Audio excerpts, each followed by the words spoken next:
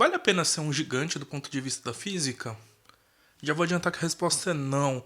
E aqueles King Kongs que você vê no cinema são tudo menos realistas. Para explicar isso, eu vou começar com um exemplo. Imagina esse meu amiguinho aqui, o Totoro, e, bom, ele tem um tamanho ok, né? Se a gente pensar algum animal que exista, como, sei lá, um esquilo. Agora imagina que eu tivesse um que fosse 10 vezes maior. Mas aí então eu teria que pegar, aumentar 10 vezes a altura dele, 10 vezes o comprimento, 10 vezes a largura. O que significa que, em volume, ele aumentaria 1000 vezes. E qual que é o problema disso? Bom, peso. Se ele está aumentando de volume 1000 vezes, significa que o peso dele aumentou 1000 vezes.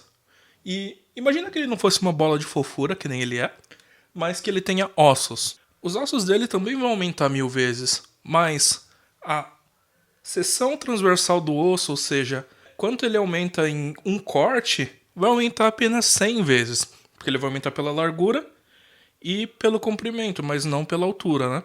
Isso significa que o peso aumentou 1000 vezes e a área aumentou 100 vezes. Se você considerar isso, você vai concluir que a pressão sobre os ossos, se ele fosse 10 vezes maior, ia aumentar em 10 vezes também.